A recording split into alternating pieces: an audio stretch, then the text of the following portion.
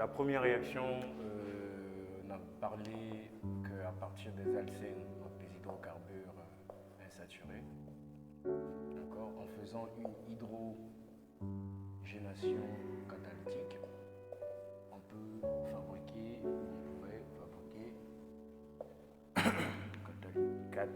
pardon, autant pour moi,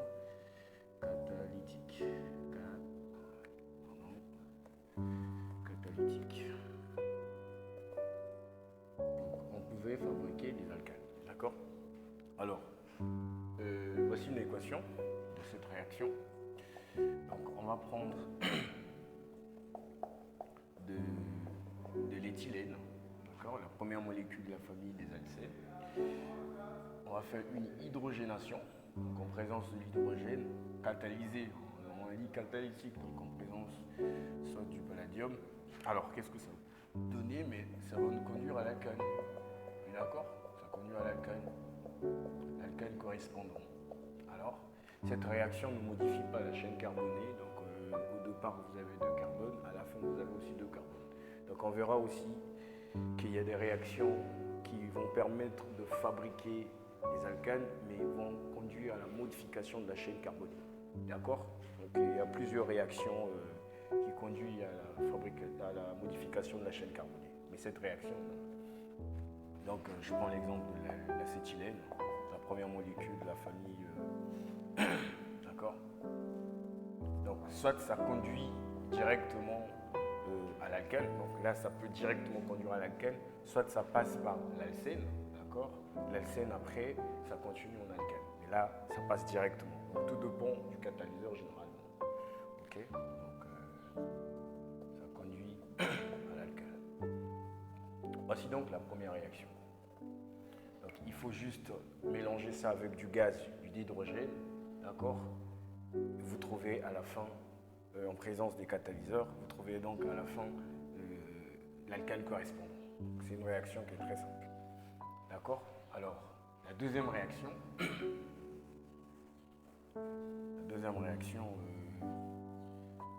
c'est la réaction de Wurtz. D'accord? Donc là, c'est maintenant à partir des dérivés halogénés. Donc la première réaction qu'on va voir, la réaction de Wurtz. D'accord? La première réaction qu'on va voir, c'est la réaction de Wurtz. Alors, Wurtz, c'est à partir des dérivés halogénés, n'est-ce pas? Donc on va prendre 2 dérivés halogénés identiques, d'accord? 2 dérivés halogénés identiques en présence soit du sodium ou en présence du zinc. Ça nous conduit à un alcane. D'accord? D'accord? Plus 2NaX, par exemple, si on a utilisé le sodium. D'accord? Ça conduit à un alcane. Donc l'alcane. Alors, qu'est-ce que vous remarquez? Que cette réaction donne l'alcane, c'est bien, ça c'est visible, mais l'alcane est symétrique. Donc l'alcane est symétrique. Ok? Et aussi, ça a allongé la chaîne, parce que si vous regardez les réactifs au départ, la chaîne carbonée R de ce côté R, mais à la fin vous avez un allongement de la chaîne. Ça modifie la chaîne carbonée. Allongement de la chaîne. De la chaîne carbonée.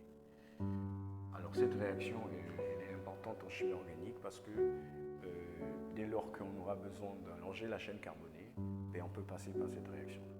D'accord? Donc la réaction de Wurtz conduit à la fin un alcane qui est symétrique, d'accord? Qui est symétrique et modifie la chaîne carbonée. Donc en gros, en fait, c'est quoi? C'est qu'on va couper les halogènes, on va coller les R. C'est tout simple. D'accord? Donc il faut faire attention le jour de l'examen. On peut soit vous donner un alcane. Par exemple, on va prendre un exemple pour vous fixer les idées. On peut vous donner A plus B, d'accord, conduit donc en présence de Na, ça conduit à CH, d'accord, CH3, d'accord, ici aussi CH3, ici aussi CH3. Après on vous dit trouver A et B. Alors ça déjà, ça se passe en présence de sodium, c'est une réaction de Wurtz, d'accord, c'est une réduction. Et je sais, donc c'est dans la littérature, ça me conduit à un alkène qui est symétrique. Donc si je veux retrouver des réactifs, sachant que ces réactifs sont identiques et que ça donne un alkène qui est symétrique, mais je cherche, je coupe au milieu et j'introduis les halogènes. D'accord? Quand j'introduis les halogènes, donc j'aurai donc ça, X, ça c'est un réactif, et l'autre, c'est l'autre réactif. D'accord? Donc CH. Voilà. Voilà. Donc c'est deux dérivés halogéniques qu'on a réagi ensemble pour donner un alkène qui est symétrique. Donc ça, il ne faut pas oublier. On peut vous donner soit un exemple comme ça le jour de l'examen. Donc c'est important de retenir que c'est à partir des dérivés halogéniques identiques et qu'on trouve un alkène qui est symétrique et ça conduit à une modification de la chaîne carbonique. Donc aussi, il faut savoir qu'on a coupé des halogènes, on a collé les R. Et donc si on peut retrouver ici, on coupe, après on introduit des R, des X pardon, et on retrouve des réactifs. Voilà ce qui est un peu important à retenir. D'accord? Alors, si vous avez compris la réaction de Wurtz, d'accord, on va voir toujours à partir des dérivés halogénés. Hein. Vous voyez que cette famille en chimie organique, elle est aussi importante parce qu'on fait beaucoup de réactions avec. Donc, le B, c'est l'hydrolyse, pardon. L'hydrolyse, d'accord? L'hydrolyse du réactif de Grignard.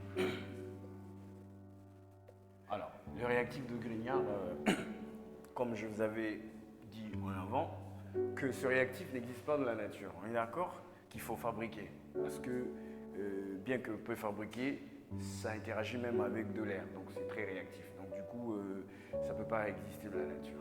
Donc, la première étape, il faut fabriquer. Puisque ça n'existe pas dans la nature. Alors, on fabrique ça à partir de dérivés halogénés. On va réagir avec le magnésium. Donc, ça ne doit pas être en présence de l'eau, attention. On doit faire à ce qu'il n'y ait même pas de l'air. Sinon, ça ne va pas se passer. Donc ici, ça va me donner un organomagnésium ou bien réactif de Grignard. Donc ça, on appelle ça réactif de Grignard. Donc Grignard, c'est un chimiste français. Ou organomagnésium. D'accord? D'accord. Après, qu'est-ce qu'on fait? C'est simple, on prend ce réactif, on met dans l'eau. D'accord? On met dans l'eau. Ça nous génère l'alcane. D'accord? Alors, je vous avais expliqué, bon, peut-être pas, le R ici, qui est le carbone, est plus électronégatif que le magnésium. D'accord? C'est plus électronégatif que le magnésium, donc il va se charger négativement, d'accord? Alors que le magnésium, lui, va se charger plus. Donc, en gros, l'organomagnésium se comporte comme une base. D'accord? Donc, quand vous placez ça dans l'eau, il suffit un H+, pour arracher, voilà, il suffit un H+, pour qu'il fixe et se transforme en un alkane. Donc voilà, donc n'oubliez pas que ce radical, que ce R, pardon, il est chargé négativement, d'accord? Que vous mettez ça soit dans l'eau, il va fixer un H, soit même dans l'alcool, d'accord? Puisque là, il y a un H qui est labile, il peut aussi fixer, d'accord? Voilà la réaction d'hydrolyse du réactif de Grignard, d'accord?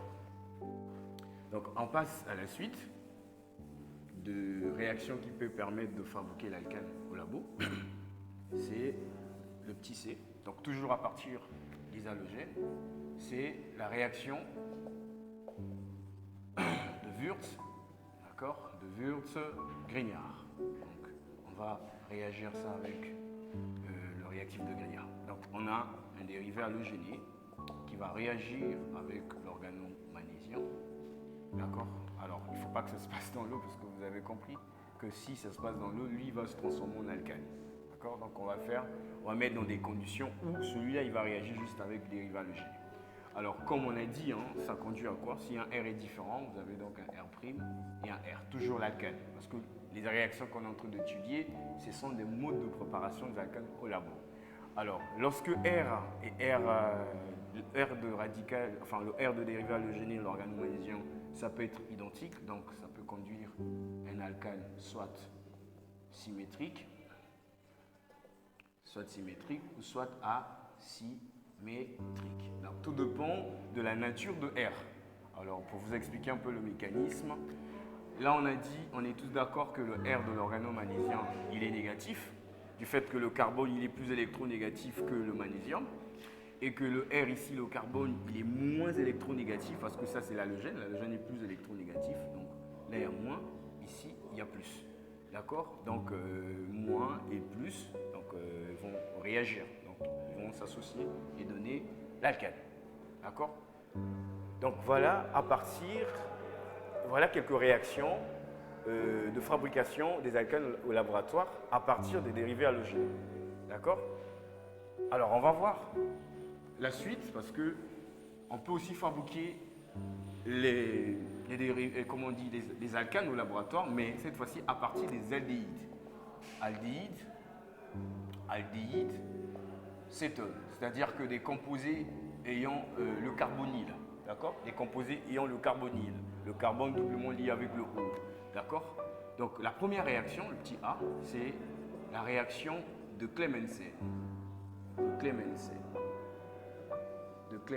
Alors, c'est une réduction, vous allez comprendre. Donc, à partir d'un dérivé halogéné, regardez, c'est une réduction. Donc, on va réduire le groupement carbonyle. Donc, on utilise des réducteurs. Donc, le réducteur qu'on va utiliser, généralement, vous savez que c'est des métaux. Donc, en milieu acide, en présence du mercure. D'accord, ça va réduire. Donc, on va passer un R, H, et un R. Donc, une réduction, en fait, c'est diminution de liaison CO et augmentation de liaison CH. Ça, on avait dit dans l'une de mes vidéos. Donc, si vous n'avez pas vu, vous pouvez en profiter de voir dans ma chaîne. D'accord? Donc, ici, c'est augmentation de liaison CO. D'accord? CH, pardon, c'est une réduction. Quand vous diminuez les liaisons CO, vous augmentez les liaisons CH, c'est une réduction. Mais si vous faites l'inverse, c'est une oxydation. C'est-à-dire que vous diminuez les liaisons CH pour augmenter les liaisons CO, c'est une oxydation. Alors, sauf que cette réaction a pour inconvénient le mercure. Donc, le mercure, c'est un métal qui est liquide, mais toxique. Du fait qu'il est toxique, cette réaction, déjà, est de moins en moins utilisée au labo. Donc, on ne passe pas, généralement plus, pour fabriquer les alcanes par la réaction de Clemmensen. Du fait que le mercure, c'est un métal qui est toxique. D'accord? Donc, on va fait maintenant la réaction de Wolff-Kishner. D'accord? C'est le petit B. Donc, réaction de Wolff-Kishner. Alors, la réaction de Wolff-Kishner est simple. Toujours à partir des aldéhydes ou cétones, tout de bon en fait. Au lieu d'utiliser le mercure du zinc, dans le cas de Clemmensen, on va utiliser un autre réactif qui est réducteur, c'est l'hydrazine. D'accord? Lui n'est pas toxique, mais ça donne le même résultat. On a R, H et R. Donc voilà les réactions qui nous permettent de fabriquer les alcanes au laboratoire. Alors si cette vidéo vous a plu, n'oubliez pas de vous abonner. D'accord? On au revoir pour la prochaine séance. Merci beaucoup.